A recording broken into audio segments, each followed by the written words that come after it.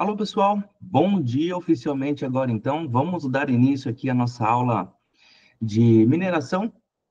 E o assunto de hoje é redes neurais. Tudo bem? Tudo em paz aí, pessoal? Como é que foram no final de semana? Amiga, tá tudo bem. Muito TCC no É final de isso que eu ia semana. falar. Tá dando tudo certo aí? Tá indo. Tá caminhando. Muita chuva por aí também? Sim. Seria Ai, tá difícil demais. hoje ou não?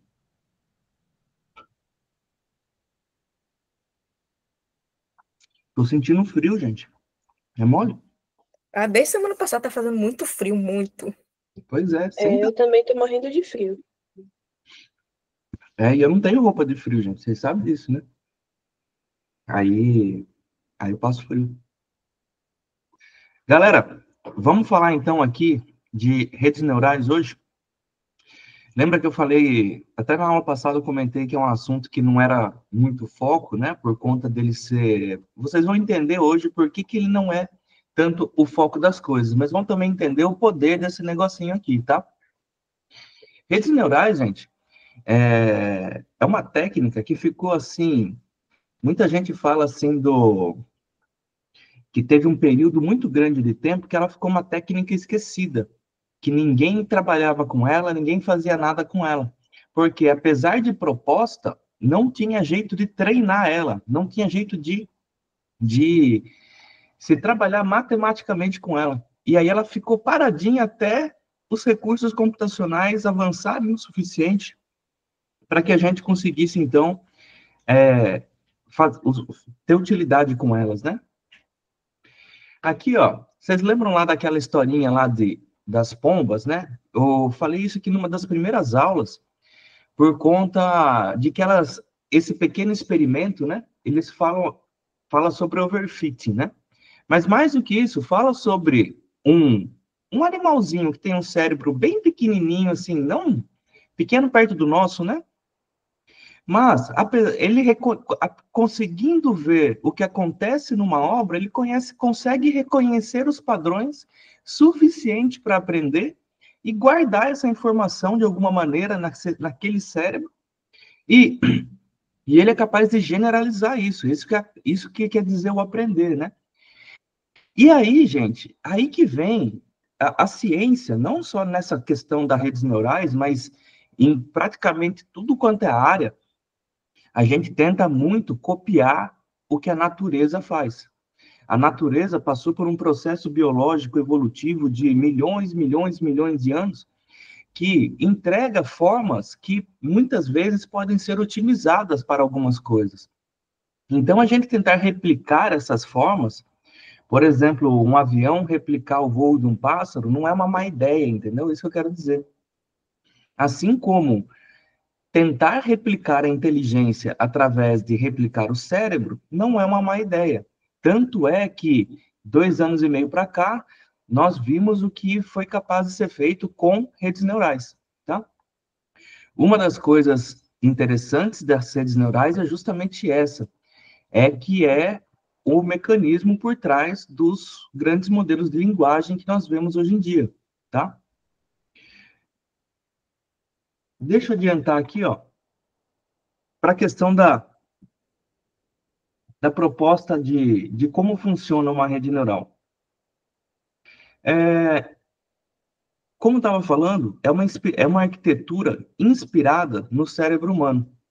Inspirada porque, obviamente, que ela não é o cérebro humano, né? E nem sequer é um análogo total ao cérebro humano. É basicamente puxa vida, uma metáfora fraca e que faz um certo sentido, tá? Aqui, ó. No cérebro, o comportamento inteligente é uma propriedade emergente de um grande número de unidades simples, ao contrário do que acontece com regras e algoritmos simbólicos. O que ele quer dizer aqui? Que um grande aglomerado de neurônios, né, e eles individualmente não sendo muito poderosos, mas conjuntamente, sim, é uma representação aproximada do cérebro.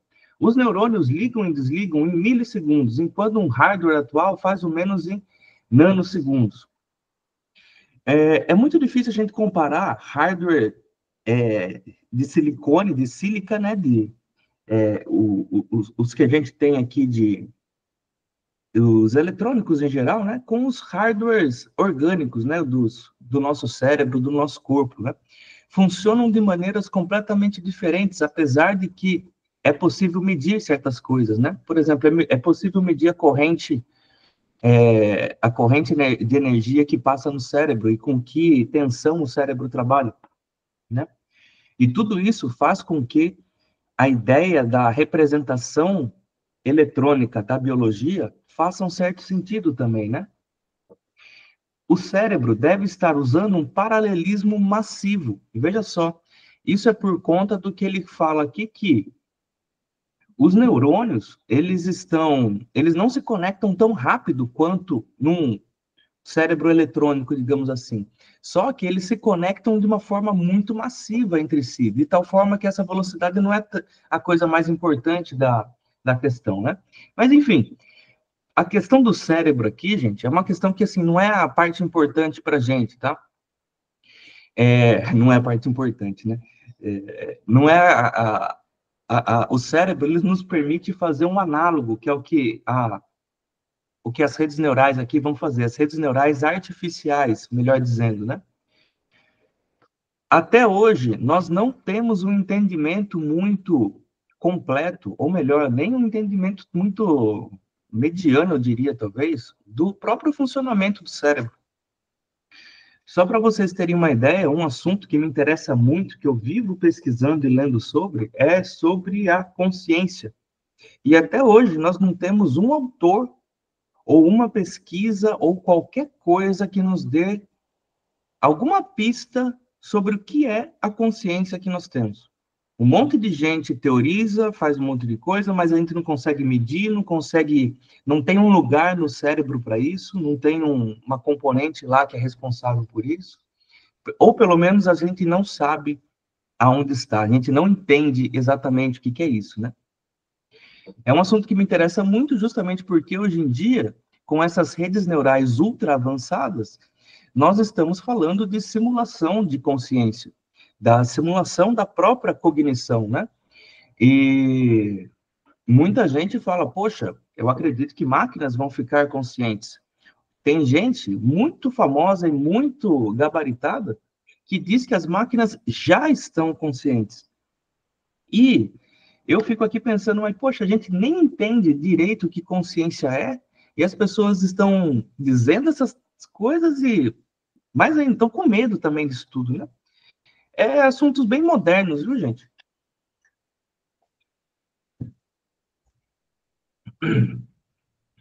Olha umas características aqui do cérebro humano. Na ordem de 10 elevado a 11 neurônios. Nossa, isso dá quanto aí? Dá alguns bilhões, trilhões, não? 10 ao cubo, 10 à terceira é 1.000, 10 à sexta é milhão, 10 à nona é bilhão. Aí, então, estamos na casa de centenas de bilhões de neurônios, tá? E cada neurônio com mais ou menos ali aproximadamente 10.000 conexões. Milhares de operações por segundo, neurônios morrem frequentemente e nunca são substituídos. No entanto, não está escrito aqui, mas também os neurônios são criados frequentemente à medida que neurônios morrem. Não à medida que neurônios morrem, né? Mas tem os dois fluxos acontecendo, mortes e criação, né? Reconhecimento de faces em aproximadamente 0,1 segundos. Isso aqui é uma coisa curiosa de se pensar por conta de que a gente pode colocar em comparação o reconhecimento de objetos ou faces ou qualquer coisa, né? Contrastando a performance humana com a de máquina. E hoje, máquina consegue fazer muito mais rápido do que isso. Enquanto nós precisamos desse ponto 1 segundo para falar, conheço fulaninho. Curioso, né? E o engraçado é que tudo isso, gente, por exemplo, essa questão do reconhecimento humano ser mais rápido agora, começou quando? Não faz nem uns 10 anos. De 10 anos para cá que a gente começou a bater o ser humano em algumas coisas. Por exemplo, em visão computacional, em detecção de objetos. Foi lá em 2015, 2016, que uma rede neural para dados de imagem conseguiu passar a capacidade humana de detecção de objetos num conjunto de dados com mais de 1.000 objetos diferentes. É engraçado porque, às vezes, uma pessoa pensa intuitivamente que, poxa, um humano sabe detectar todos os objetos, né? E aí, muito pelo contrário, tem muito objeto que as pessoas não têm a mínima noção do que é. E um algoritmo treinado, né? Ele precisa só ser ensinado uma vez e vai saber para sempre, né? A gente, às vezes, pode ser ensinado uma vez e a gente esquece, porque o nosso neurônio morre. Mas o da máquina não, só morre se a gente quiser que morra, né? Aula de biologia agora.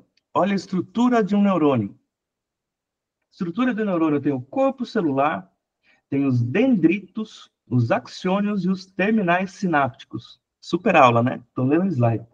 O corpo celular, né?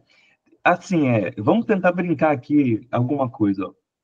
Os dendritos, gente, esses cabelinhos aqui, ó, é onde eles vão ficar, é a componente responsável por se conectar com os terminais sinápticos de outros neurônios. Então, vai ter vários neurônios com essa mesma estrutura, e eles vão ter essas perninhas aqui também, ó. E veja que essa perninha aqui, ó, conecta, ó, lá com os terminais sinápticos de outro neurônio. E assim por diante. Então, o que se espera que aconteça aqui? Ó? Que entre uma informação aqui pelos dendritos, o corpo celular processe essa informação de alguma maneira. Essa que está a graça. Esse neurônio aqui, ó, ele pode pegar esse impulso elétrico que chega, que nem chegar uma informação, é chegar um impulso elétrico. Chega um impulso elétrico aqui, ó, e ele pode decidir o que fazer com esse impulso elétrico. Ele pode, por exemplo, se o corpo celular diz que, opa, não vou pegar esse impulso e levar ele adiante, ele deixa morrer aqui, ó, e aí não passa para nada para frente. Ou ele chega e fala, não, isso daqui que você está me falando é importante demais, vou pegar e ainda vou dar uma carga ainda maior para isso aqui que está passando. Então, o negócio vai com mais energia ainda passando, entendeu? E vai se conectando.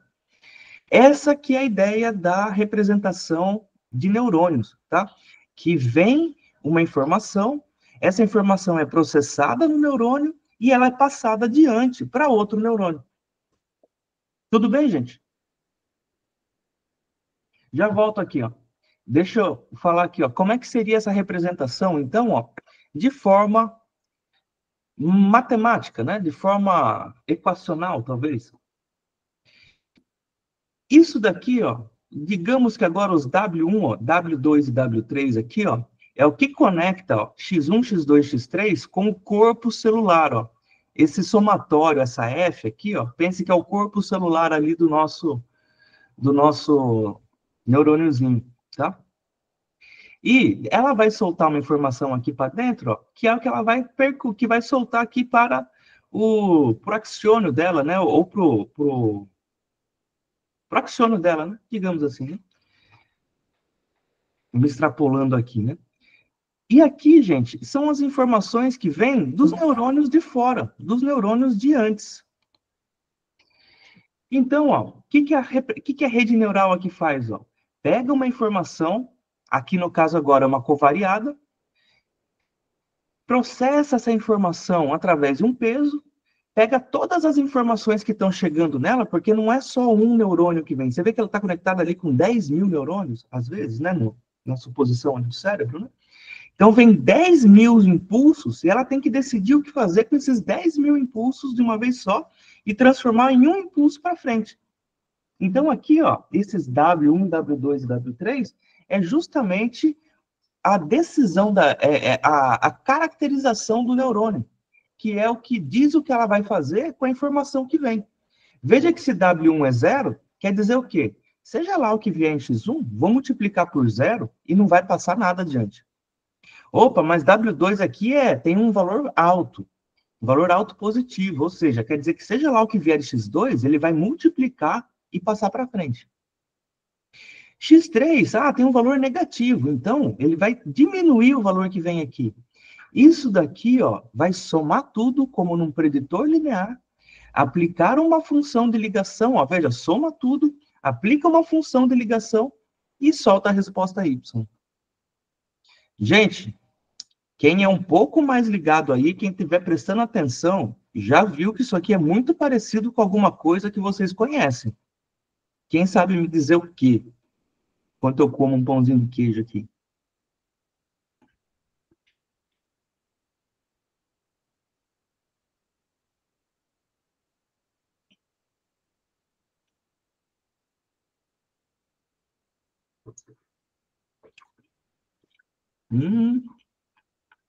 Isso parece o quê, pessoal? Bora? Parece regressão? Como assim?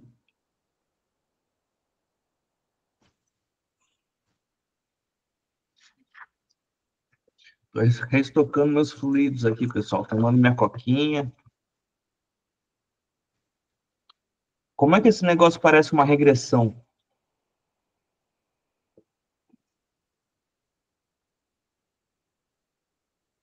E veja só, não é uma regressão qualquer, né? É uma regressão linear generalizada. Porque eu estou pegando informação de covariado, colocando num preditor linear, eu até falei esse termo, né? E aí eu uso isso daqui, que é uma função de ligação ou função de ativação, tá?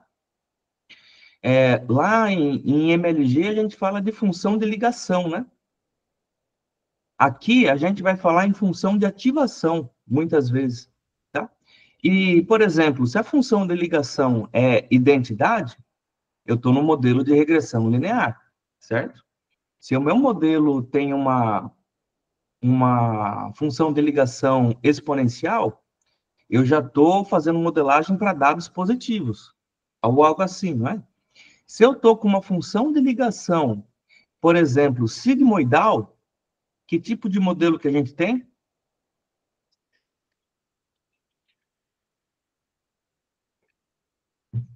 Não sei se viram com esse nome sigmoidal, mas talvez se a função de ligação for a função logito, aí a gente vai ter o quê? Muito bem, uma regressão logística. É exatamente isso. As redes neurais, gente, ela é um algoritmo muito generalista. E ela acaba por generalizar muitos modelos conhecidos da estatística, tá? A gente vai dar uma olhadinha aqui. Olha lá como é que fica a rede mais simples possível, que é a rede Perceptron.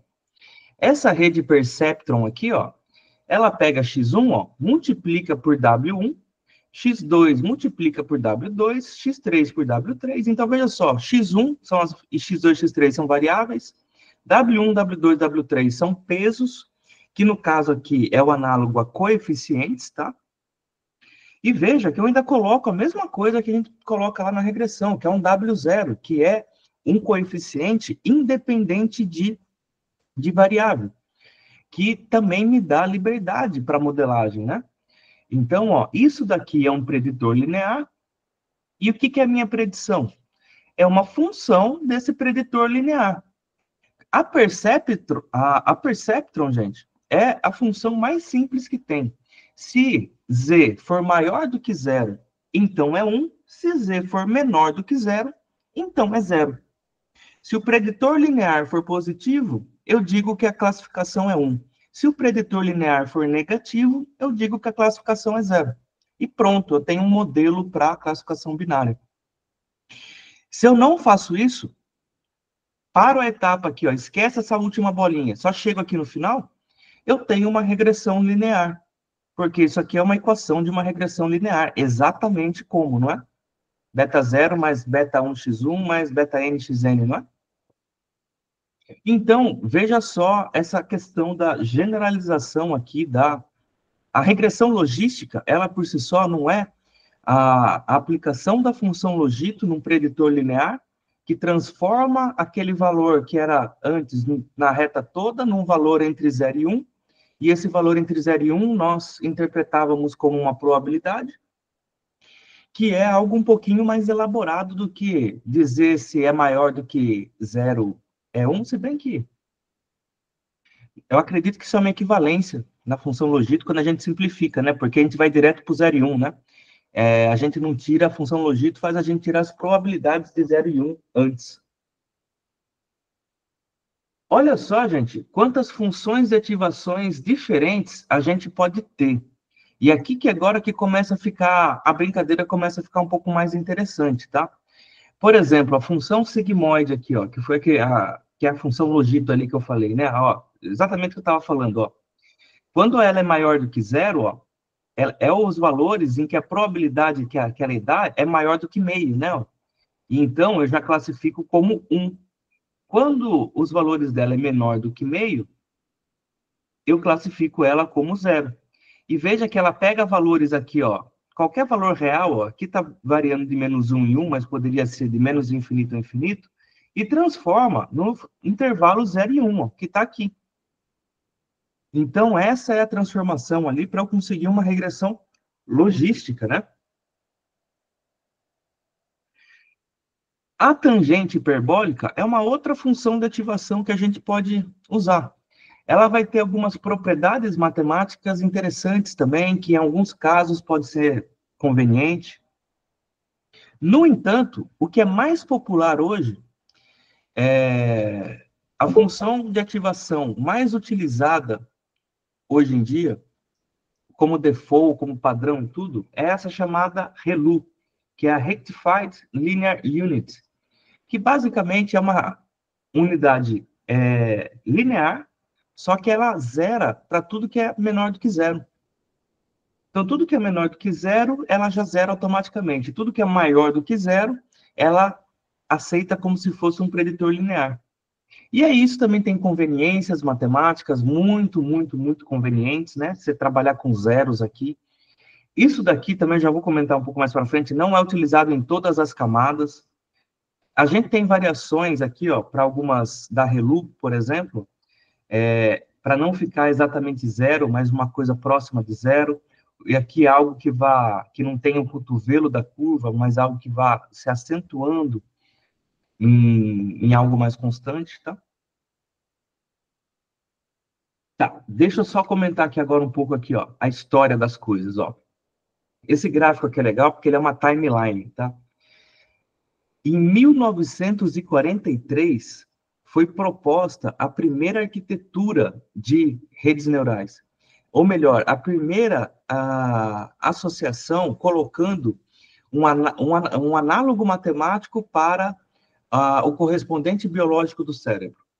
E, a partir disso, demorou-se, veja só, de 43 para 58, até se propor o perceptron, que o perceptron nada mais é do que essa redezinha aqui, ó. Oxe, tá para baixo. Essa redezinha aqui, ó, com essa função de ligação banal aí, né, que zero para negativos e 1 para positivos.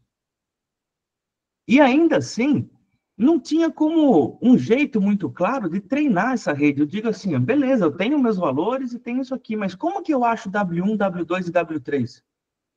Como é que eu encontro esses valores ótimos para essa rede aí? E aí não tinha esse método. Aí foi só em 1974, 16 anos depois, que veio o método backpropagation, que aí sim a gente conseguiu ter um primeiro método para conseguir fazer um treinamento otimizado dos pesos de uma rede neural. E aí, a partir daí, a coisa começou a andar um pouco mais, né? A computação começou a surgir lá na década ali, ó, de anos 80, anos 90. Em 86, ó, Multilayer Perceptron foi proposta, que é a técnica que a gente usa até hoje, tá? Que é para dados tabulares normais, né? É a rede neural tradicional, digamos assim. E depois disso, gente, muita coisa foi proposta. As RNNs já são as recorrentes, que são aquelas que têm a intenção de trabalhar com dados que estão atrelados ao tempo. Veio a LeNet, bidirecional, LSTM. As LSTM são as Long Short Term Memory, também com a intenção de dados de séries temporais. E vem aqui, ó, a GANs. GANs é uma rede que a gente usa até hoje, gente. Todo mundo que usa um gerador de imagem no ChatGPT está usando um modelo inspirado num modelo GAN. O modelo GAN é Generative Adversarial Networks, que são redes que botam duas redes para brigar, basicamente, né? De tal forma a gerar amostras que sejam indistinguíveis do conjunto de dados que você tem de treinamento. Então, isso é bem, bem interessante, gente. É super, super moderno também. É um jeito de você gerar amostras de tal forma que ela se disfarce dentro de um conjunto de treinamento. E aí você bota lá um conjunto com milhões e milhões e milhões e milhões de imagens e bota lá, quero que essa aqui seja a amostra de um cavalo. Aí ela vai ficar redesenhando os pixels daquela imagem até que ela fique indistinguível do quê? De uma foto do banco de dados que tem uma imagem de um cavalo. É muito interessante esse algoritmo aí, o jeito que ele trabalha, viu? Redes neurais, gente, abriu um mundo que, assim, tem aplicações em tudo quanto é área. A gente tem, por exemplo, aplicações de redes neurais para dados rotulados, que é aprendizado supervisionado, tem aplicações para dados não rotulados, que é para aprendizado não supervisionado, para fazer agrupamento. Tem aplicações para dados de classificação, mas dados que tenham natureza bidimensional, como imagem. Por exemplo, quando a gente vai tratar uma imagem no computador, a gente tem que tratar cada pixel como um número. Só que eles têm uma estrutura bidimensional natural ao problema, que uma imagem, né, é como se fosse uma matriz. Diferente de um dado tabular, né, que cada informação é uma linha, né? E aí a gente também tem rede neural que aceita essa estrutura natural dos dados. Inclusive, a gente pode até ir além, assim como uma imagem generaliza um dado linear para duas dimensões, um vídeo generaliza uma imagem para um dado em mais dimensões, né? Porque são várias imagens se movendo ao longo de uma nova dimensão. E a gente tem rede neural feita também para tratar exatamente com esse dado já levando em consideração essa estrutura tridimensional da imagem. É coisa para deixar qualquer pessoa louca, gente, entendeu? É recurso para, vixe Maria, uma vida estudando. Antigamente, eu costumava brincar que, assim, seria muito legal a gente fazer uma disciplina de redes neurais. Hoje em dia, eu já começo a falar, uma graduação em redes neurais talvez já seja pouco já.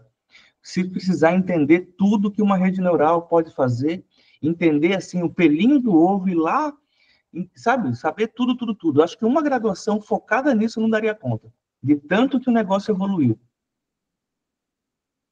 E aí, então, pessoal, vamos falar um pouquinho aqui como é os treinamentos dessa rede, tá?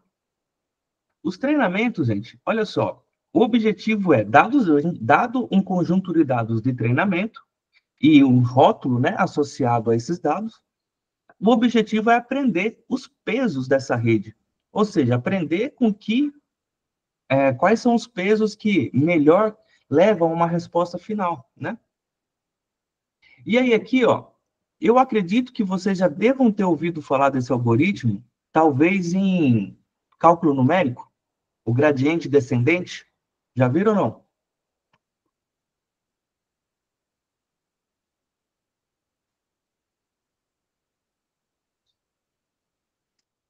Não foi ele propriamente. Foi qual? A gente chegou a ver outros, né? Tipo, Newton Raphson, mas não o Tá. gradiente descendente em si. A gente vê alguns, né? Talvez esse daqui não tenha visto. Mas ele é um que tem uma natureza aqui, ó, muito focada em cálculo. Eu acredito que talvez você tenha visto em cálculo 2, porque vocês devem ter visto minimização de funções, funções bidimensionais ou não? Quando você tem lá uma f de x e y, ele minimizar ela ou não? Lembram disso? Não, cálculo 2 está muito no passado.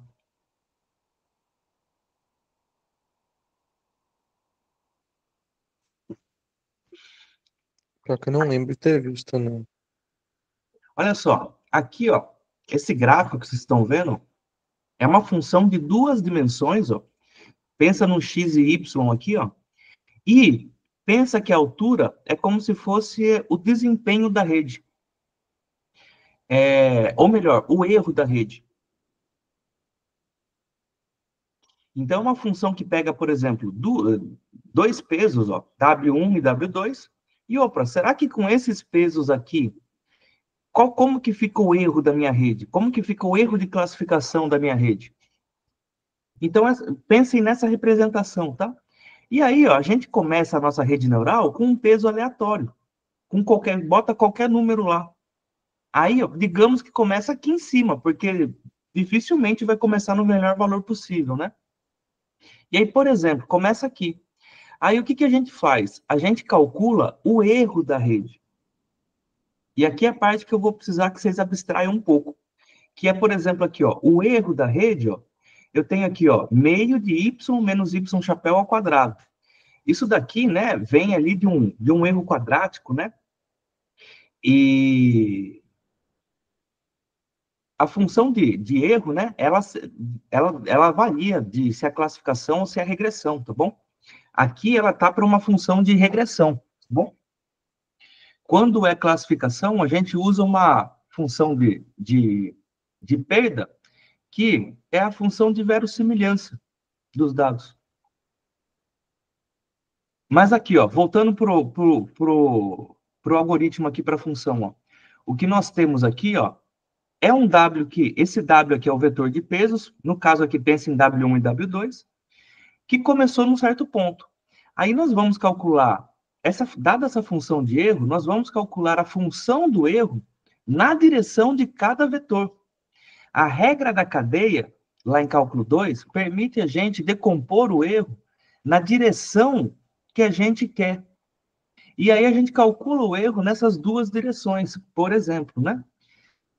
E aqui, então, ó, tá dizendo que o erro, ó, o gradiente do erro, ele leva a gente para essa direção aqui, ó. E aí, o que que a gente faz? A gente simplesmente dá um passo nessa direção. A gente pega e fala, beleza, então vou pegar meus pesos e vou jogar eles um pouco mais para essa direção. Ou seja, meus pesos novos, ó, vai receber o próprio peso antigo mais um ajuste, ou menos um ajuste aqui, né? Esse ajuste aqui, ó, veja que tem esse eta no meio. Esse eta é chamado de taxa de aprendizado. A taxa de aprendizado é o que controla o quanto que eu vou permitir que os pesos mudem de uma iteração para outra. Veja que se o eta for zero, os pesos não mudam, né? Ele zera a diferença, ele fica recebendo o próprio valor. Agora, se o eta for bem baixinho, quer dizer que o valor que é do erro, da derivada do erro aqui, que está influenciando, vai ser acrescentado de maneira bem incremental, né? E à medida que o eta vai ficando maior, ele vai sendo o passo vai sendo aumentado de maneira cada vez maior. Então, o que acontece aqui, então, ó? A taxa de aprendizado aqui, ó, aqui eu não tenho um passo nessa imagem, né, que vai dando, né, mas a ideia é que esse ponto aqui, ele vai caminhando nessa direção aqui, ó, porque é a direção em que o erro vai se minimizando. E aí ele vai encontrando, então, a direção, ó, para chegar aqui, ó. É difícil de ver na imagem, né, mas teoricamente aqui seria o mínimo global dela. E esse é o nosso interesse quando estamos trabalhando aqui na otimização global de funções, né? Achar o mínimo global, porque a gente pode achar mínimos locais, né? E os mínimos locais não são interessantes. A gente quer mínimos globais, que aí é a minimização de fato. E aí, gente, aí é que isso aqui é puro cálculo, puro cálculo. Porque aí vem todos os problemas de minimização que acontece. O que acontece quando a gente para num mínimo local? Opa, a gente tem que faz vários pontos iniciais diferentes, se vai para outros mínimos. Coloca estratégias do tipo, opa, vamos colocar de vez em quando uns pulos aqui na iteração, para ver se ele volta para Por exemplo, imagine que ele convergiu para um mínimo local. Aí eu falo, pô, deixa eu dar um pulo grande para fora de novo. Será que ele vai convergir de novo para esse mínimo local? Se ele converge sempre para esse mínimo local, talvez ele não seja local, talvez seja global. O ponto é, a gente nunca conhece essa função quando a gente está lá com 1.000 parâmetros na rede, 10.000 parâmetros na rede. Se pegar, então, redes que nem GPTs da vida aí, ó, que a casa vai para bilhões de parâmetros, centenas de bilhões de parâmetros, muitas vezes, é ridiculamente absurdo se imaginar isso, né? Então, veja só, o que é o algoritmo backpropagation, pessoal? O backpropagation, ele tem duas fases, a fase que vai para frente e a fase que vai para trás. A fase que vai para frente nada mais é do que eu já tenho os pesos da rede. Começa com um valor aleatório. Analiso um indivíduo e vejo o erro que aconteceu. Isso é a fase ir para frente. Pegar a rede que eu tenho proposta, seja com peso aleatório que for, pegar um indivíduo lá, que tem as suas variáveis x1, x2, x3, e ponho ele para ver o que acontece e vejo o que acontece com o erro, porque eu tenho o rótulo dele também. Depois que eu calculo o erro, eu consigo calcular, então, as derivadas do erro na direção dos pesos. Calculando essas derivadas, eu consigo fazer, então, a retropropagação dos erros e ajustar os pesos dos erros camada por camada. Então, é assim que a rede neural funciona. Ela pega uma linha, a princípio, uma linha, vê como que a rede está tratando ela. Se é um acerto, ela não faz nada. Se é um erro, ela volta corrigindo, tá? Isso que faltou falar. Quando a rede acerta, no caso de uma classificação binária, ela fala, beleza, maravilha, não vou fazer nada agora. Mas quando ela erra, ela fala, opa, melhor eu fazer um ajuste nos meus pesos. Que aí, de repente, para o próximo, acho que não vai ficar tão errada mais, tá? Então, gente, o que faz depois que faz com a primeira linha? Vai para a segunda linha. Segunda linha, é um erro ou é um acerto? É um erro? Opa, melhor eu retropropagar os erros aqui de novo, vou fazer um ajuste. Vou para a próxima linha. É um erro ou é um acerto? Opa, é um acerto. Maravilha, não vou fazer nada, vou para a próxima linha. É um acerto ou é um erro? É um erro. Opa, melhor eu retropropagar os erros aqui. E assim por diante. E aí vai percorrer o conjunto de dados inteiro fazendo isso. Acaba quando termina o conjunto de dados? Sim e não. Acaba uma época.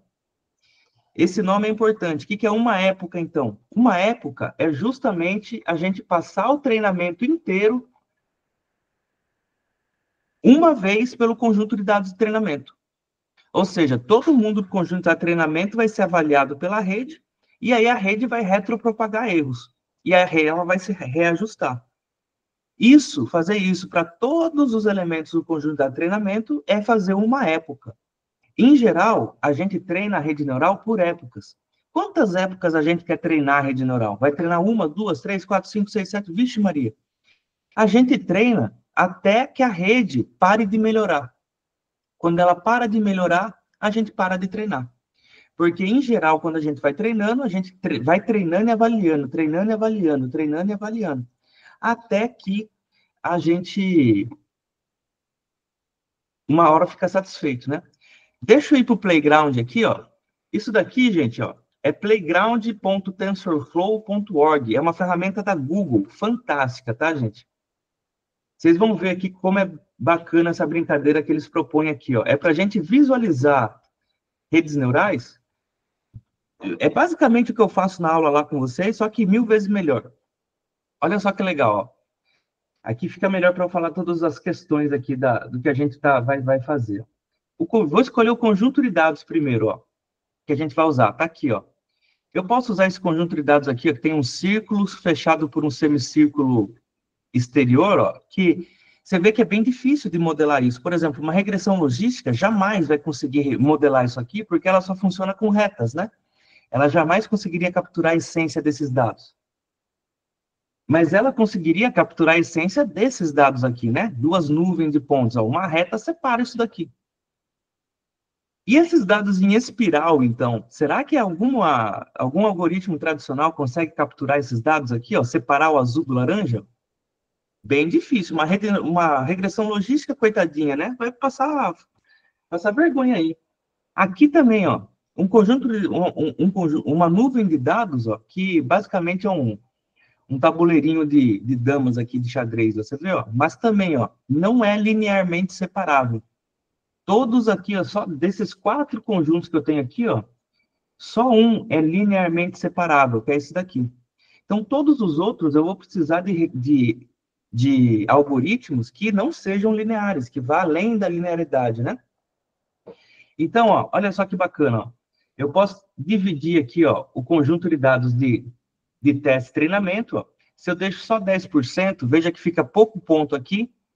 E se eu deixo muito ponto, ó, 90%, vai aqui, ó, todos os pontos ficam aqui para teste. Aqui é teste, tá, ó? E o resto fica para treinamento. O noise é o ruído que a gente pode colocar ali, ó. Aqui, por exemplo, ó, o ruído, para deixar mais difícil o problema, né? Ó. Veja que agora o problema ainda são 2 nuvens de pontos geradas com mesma média, mas com variâncias diferentes. E agora elas se têm uma sobreposição.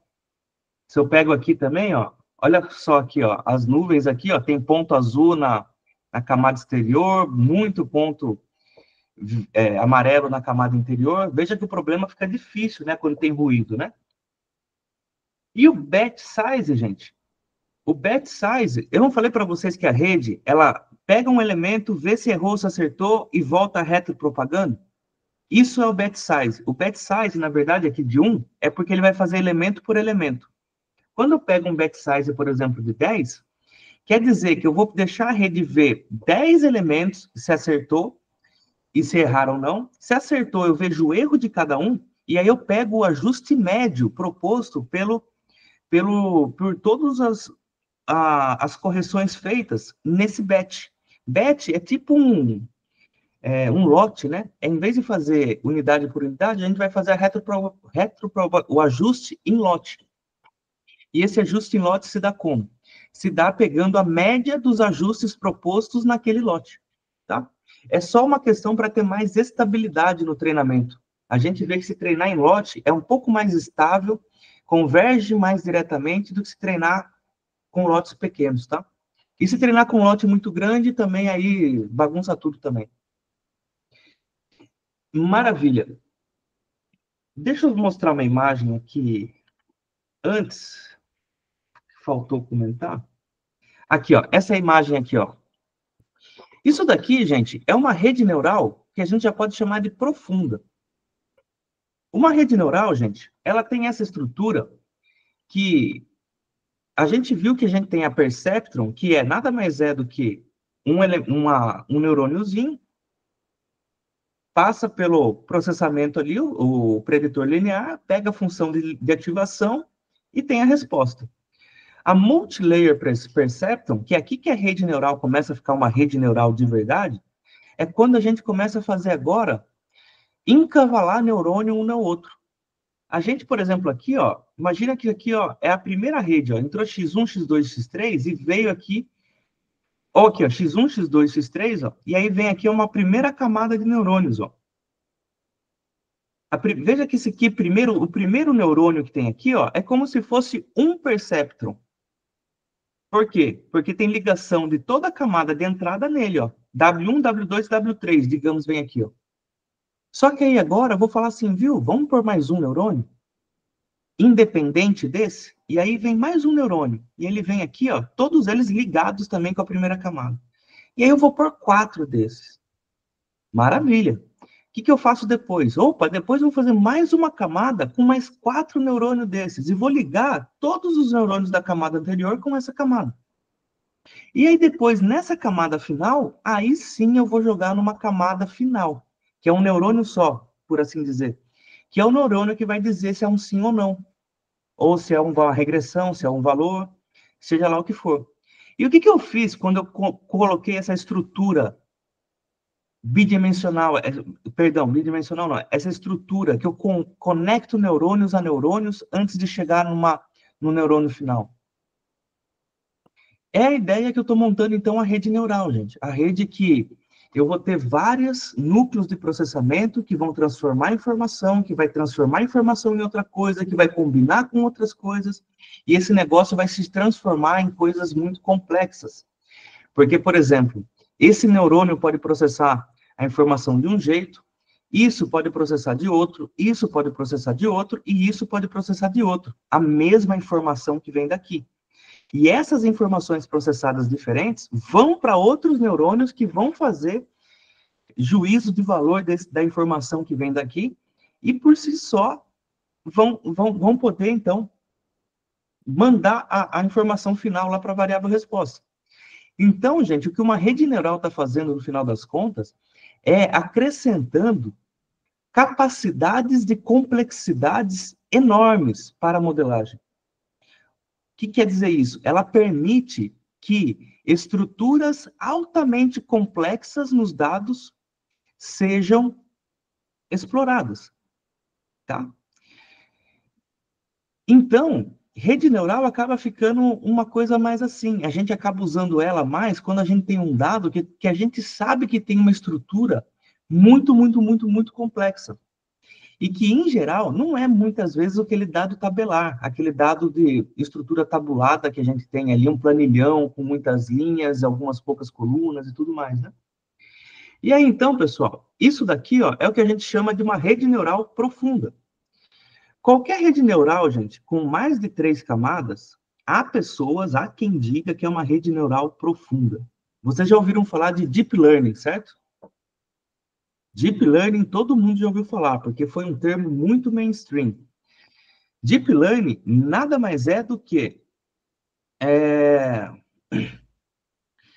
uma rede neural que tem uma estrutura muito complexa e é treinada num conjunto de dados muito grande.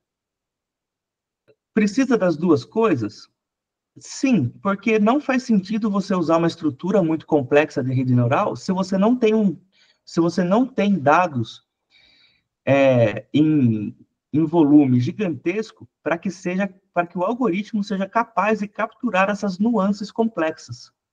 Não adianta nada você supor uma rede lá que vai ter 1 milhão de pesos, se você tem 1000 linhas lá para trabalhar e não tem como a informação para ajustar todos esses pesos está contida lá, né?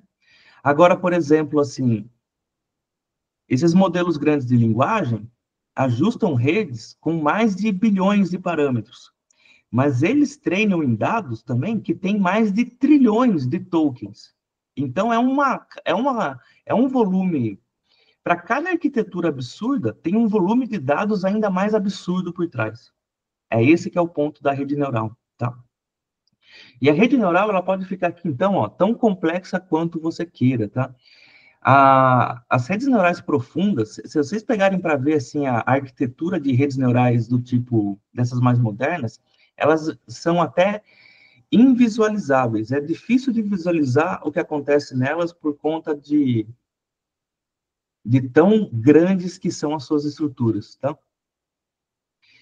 E uma das coisas mais legais das redes neurais é o seguinte, gente, que, por exemplo, ó, uma rede neural com uma estrutura só, um nozinho, só um neurôniozinho, ó, consegue fazer, por exemplo, retas, ó. Ou seja, a perceptron, ela é o equivalente a uma regressão logística, porque só consegue modelar regiões enretadas do espaço, né? Regiões em formatos de reta. Veja que em problemas do tipo assim, ó, A, B, ó, problemas do tipo meia-lua, não consegue modelar. Se eu pego e coloco 2 camadas, ó, eu já consigo modelar regiões convexas.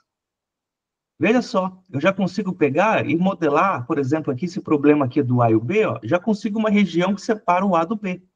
No meia-lua aqui, ó, veja que já começa a ter uma região ali, ó, montando um polígono, né, ó, que captura já um pouco melhor do que capturaria só com uma reta, né?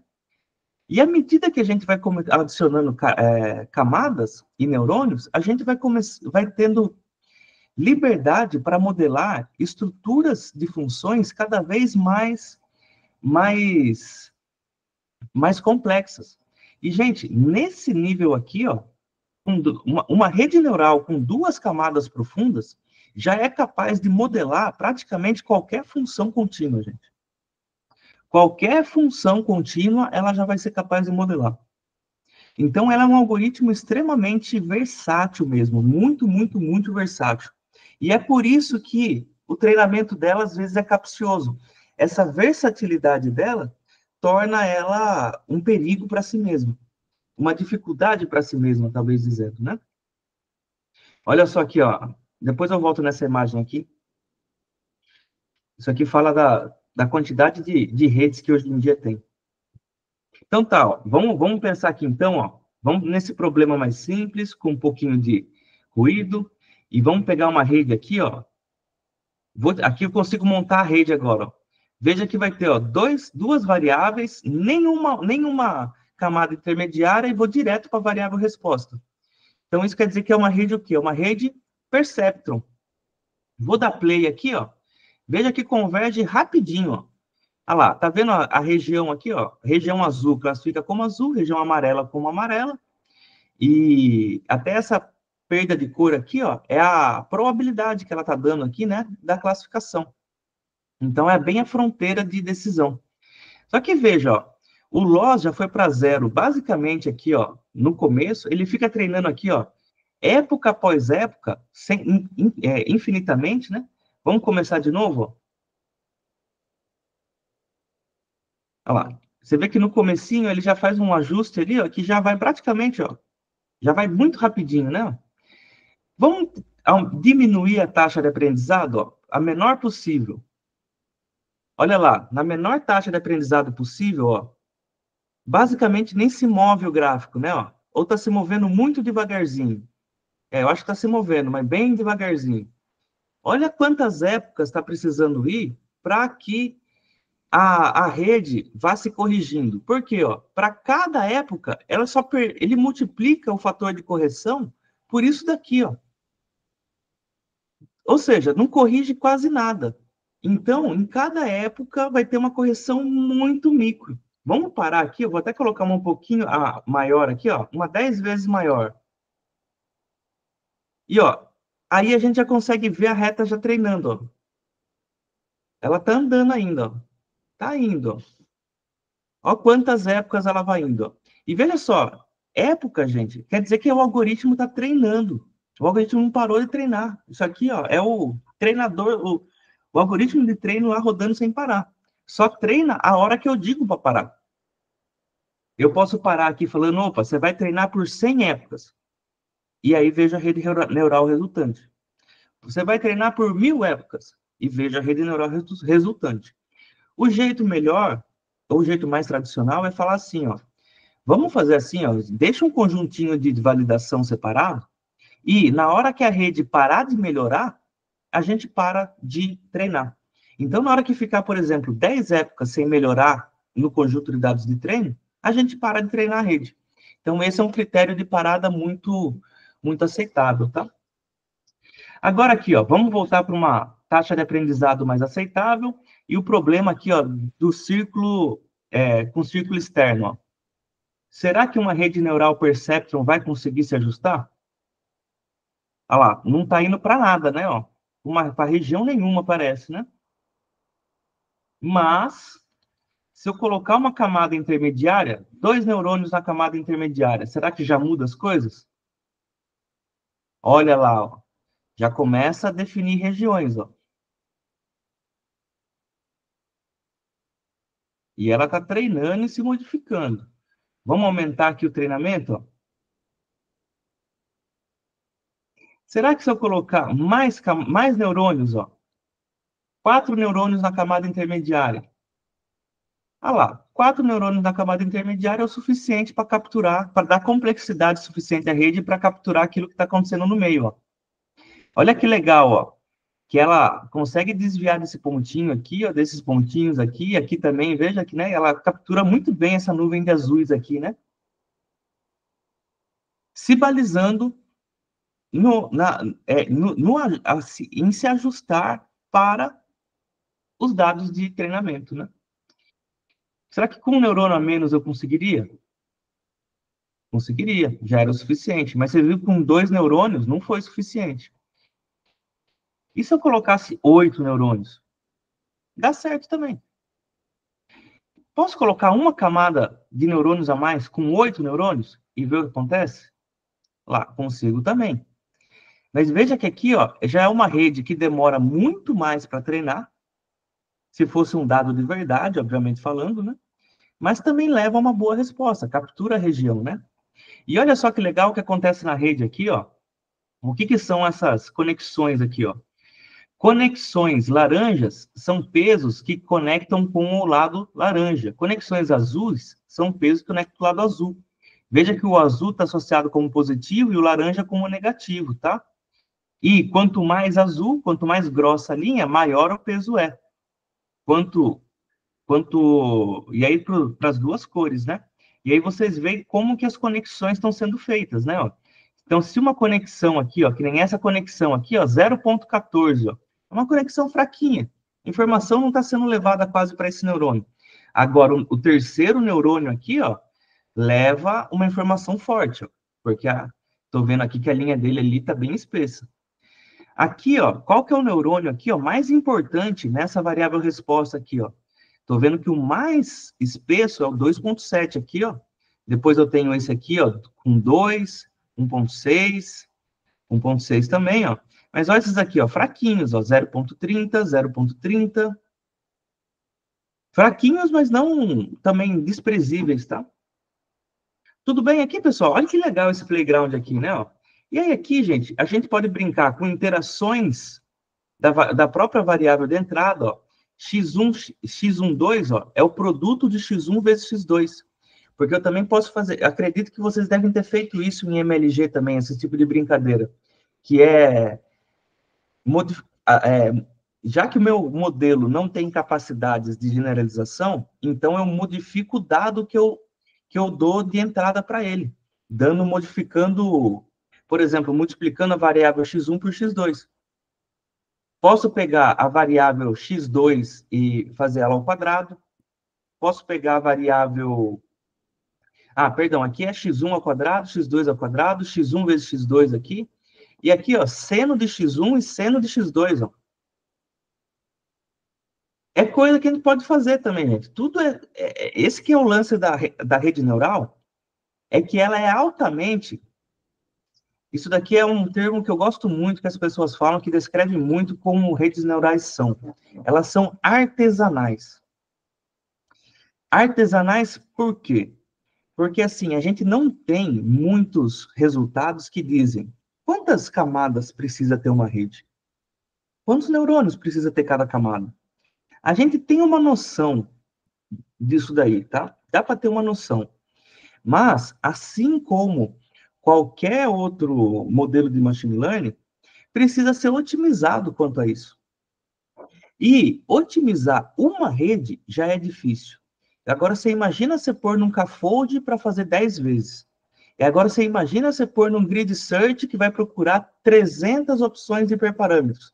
Vai precisar otimizar 3.000 redes neurais. Fica inviável, entendeu? Então, o algoritmo redes neurais é um algoritmo que, em geral, a gente não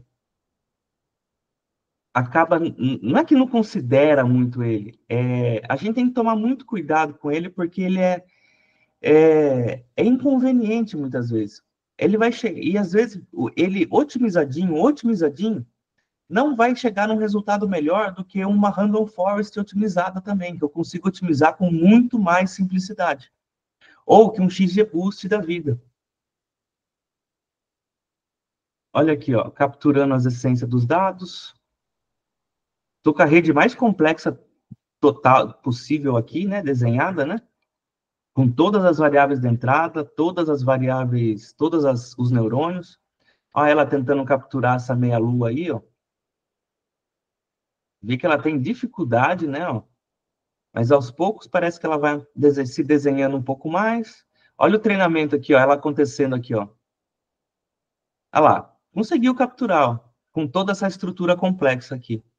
Precisou de muitas épocas, ó, mas ó, veja que a região azul tá dentro de... Os pontos azuis dentro de região azul e pontos amarelos dentro de região amarela, né? Ó. Veja que o log a perda aqui, ó, se estacionou em 0, ó. Então, ó, conseguiu propor um ajuste, né? Por que a perda fica em 0? Porque agora, em toda época, não tem ninguém errando mais lá na rede, né? Se a rede não erra mais, o que ela vai ajustar? Não ajusta, não se mexe mais, né? Gente, brinquem no playground aqui, tá? Porque é bem legal para... Porque, ó, tem mais coisas aqui que eu não falei, ó. Tem problema de regressão, problema... Regularização é uma coisa que eu não falei com vocês ainda, quero ver se ainda arrumo um tempinho para falar, tá? Mudando as funções de ativação aqui também, tá bom? Esse playground aqui é muito legal, viu, gente? É fantástico para a gente estudar redes neurais. E agora, gente, para finalizar, vou mostrar aqui no Python. Montei um script aqui para a gente ver também como é que brinca as coisas aqui, tá? Pegando aquele conjuntinho de dados nosso ali, do insurance, lembrando ele aqui, né? A gente fez vários exemplos nele, né? Só para colocar um exemplo aqui, contrastando com o que a gente já conhece. Lembrando aqui, ó, o que foi feito, né? Nossa, não, tinha rodado, sim. Olha só.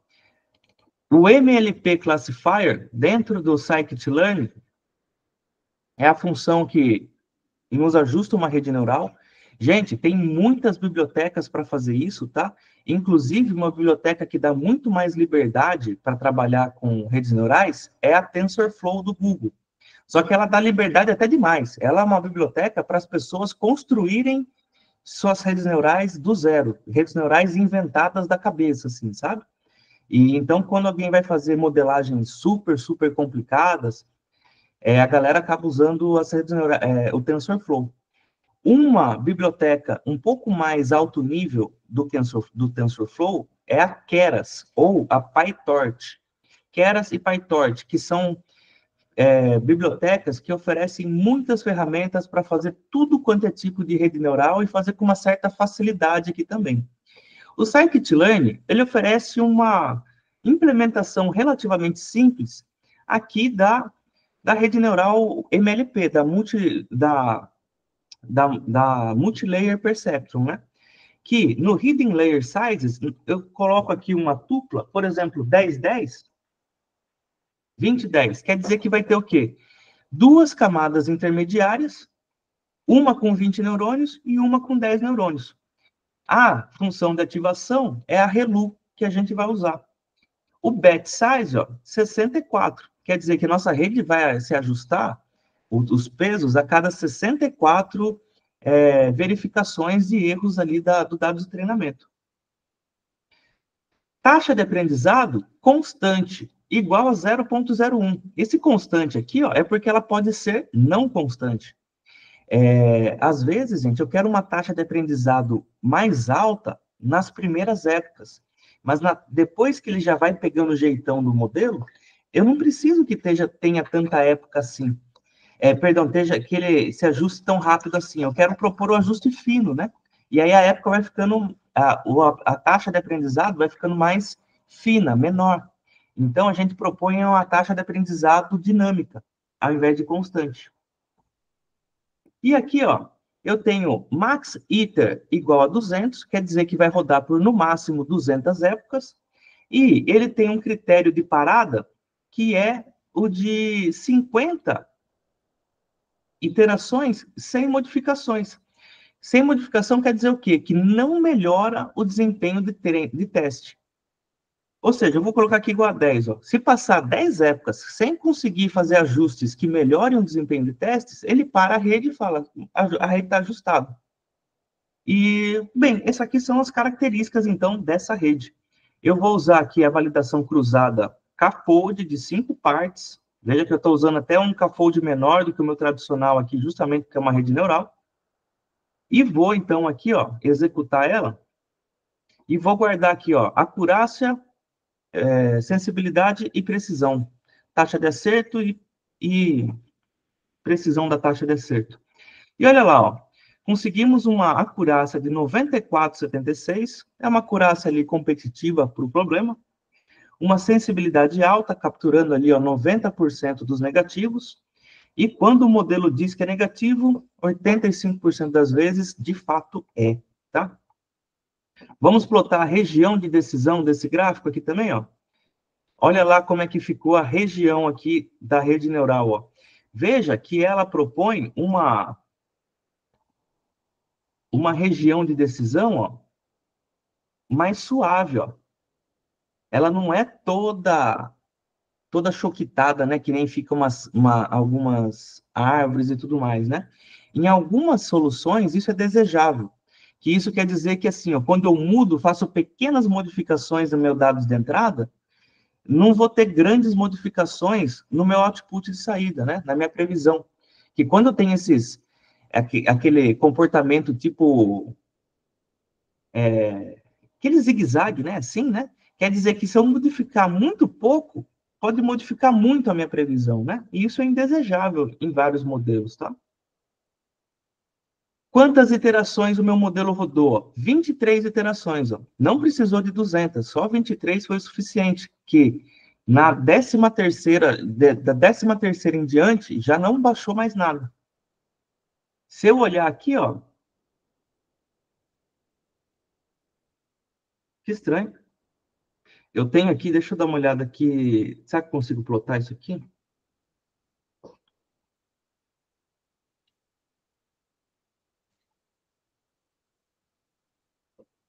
Porque tem um critériozinho também que, assim, ó, o não melhorar, né? Ele tem que ter, não melhorar com quanto de erro, né? Eu digo assim, sempre vai ter uma diferença, né? Mas eu acho que isso daqui é a loss curve de treino, tá, gente? Porque veja que continuou caindo aqui, né?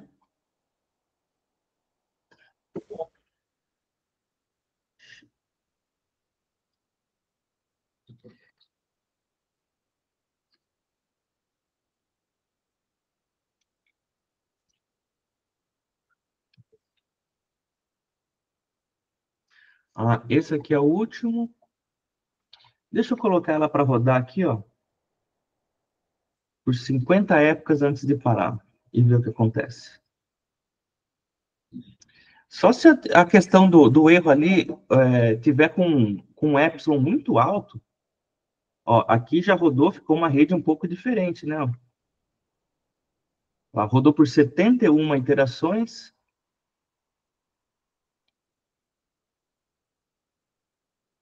Tá. Aí, ó, aqui, ó, eu já consigo ver uma estabilização do erro, né? Ó. Esse erro aqui, ó, veja que quando vai lá para baixo, ó, ele já começa a passear de forma a melhorar e perder, né? Então, basicamente, minimizei o erro da minha rede. Aí aqui chegou, acho que até melhorou a acurácia dela, ó, 95, a taxa de acerto para 95, melhorou bastante, e mantendo a precisão. Bacana. E, gente, aqui, ó, eu preciso otimizar em relação a tudo isso também, entendeu? Ó, aqui eu rodei com tamanho de rede diferente que eu estava testando. Tudo aqui pode ser, cada proposta de rede aqui pode ser uma rede diferente, tá bom? Aqui, ó, eu lembro que eu coloquei aqui, quando eu fiz o concurso para a UFBA aqui, essa foi uma das aulas que eu preparei. Uma aula ajustando uma rede neural aqui na mão, que é uma rede neural Perceptron, no caso, né? Que só tem W0, W1, W2, duas variáveis de entrada só. E aí ela vai ajustando os pesos ali com uma...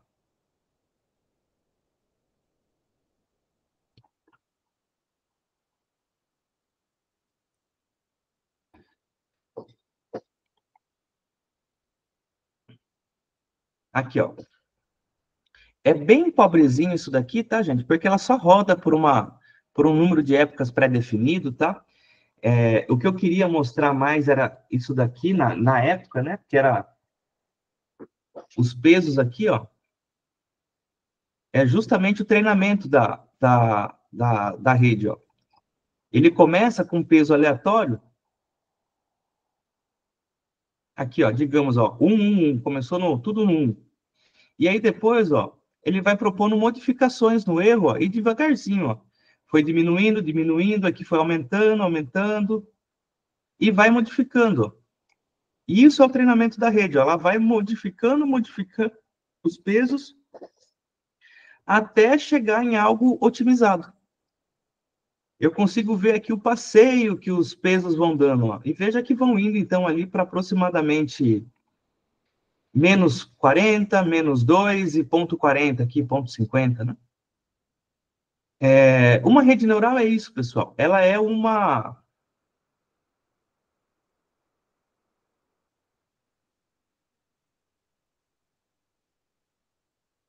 Ela é uma proposta, um algoritmo que tem um treinamento dinâmico, um ajuste que você precisa fazer ele e parar ele de alguma maneira pré-definida, tá?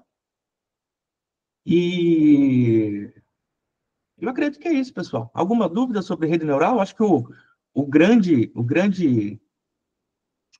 a grande arquitetura sobre as redes neurais eu consegui passar aqui, assim, é o que cabe em uma aula, tá, gente? Claro que daria para fazer muito mais aqui, né? Uma das coisas curiosas que vale a pena comentar é que, por exemplo, quando eu estou para dados binários, a função de perda da curva é exatamente a função de log verossimilhança, tá? Então, quando a gente está minimizando uma rede perceptron, a gente está minimizando é a mesma coisa do que está otimizando uma regressão logística, tá? Isso aqui, gente, eu juro que eu não vi essa parte aqui antes da aula, tá?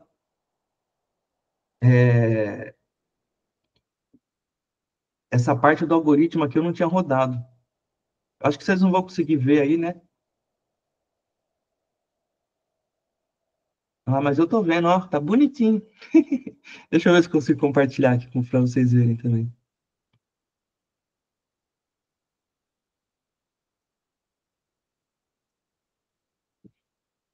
Ó, que legal isso aqui, ó. Os pesos lá que eu falei dos pesos, porque, ó, com aqueles pesos eu consigo fazer uma animação, que é o quê?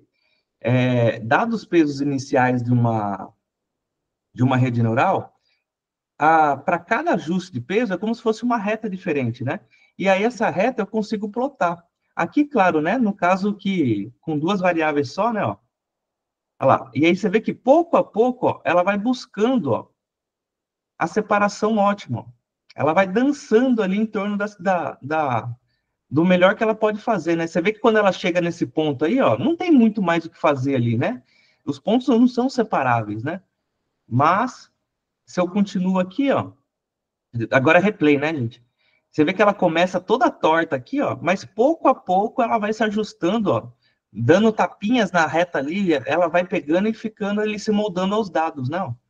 Uma rede neural nada mais é do que isso, tá? Claro que em mais dimensões não é uma reta, mas um plano, se for um hiperplano em múltiplas dimensões aí, né? E aí a brincadeira vai embora, né? Tudo bem, povo? Tranquilos? Sim, professor. Tá, deixa eu abrir a última coisa aqui que eu queria abrir.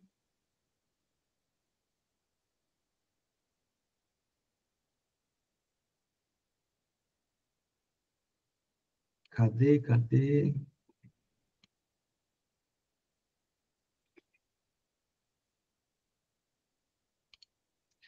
Vou mandar o conjunto de dados para vocês para o trabalho final. Então, a gente vai fazer no estilo competiçãozinha mesmo, tá? Mas veja só, a brincadeira não é sobre a competição, é sobre vocês fazerem um bom projeto de portfólio.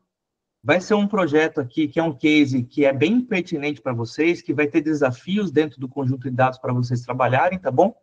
E a competição vai ser uma brincadeira à parte. Aí eu vou colocar uns livros de vocês como presentes aqui para aqueles que tiverem melhor performance na competição, tá bom? Pessoal, eu estou atrasado para a minha próxima aula aqui, é que como eu estou em casa, eu preciso sair para chegar na próxima aula. Chegando da minha aula, eu mando o arquivo aqui para vocês. Aliás, fechando a ligação, já mando o arquivo para vocês verem. E aí, chegando das minhas aulas, eu passo todo o resto que for necessário. Tudo bem? Tudo bem, professor. Obrigada. Então tá, pessoal. Valeu pela presença de todos. A gente se vê quarta-feira. E é isso. Até mais. Tchau, tchau. Tchau, até quarta.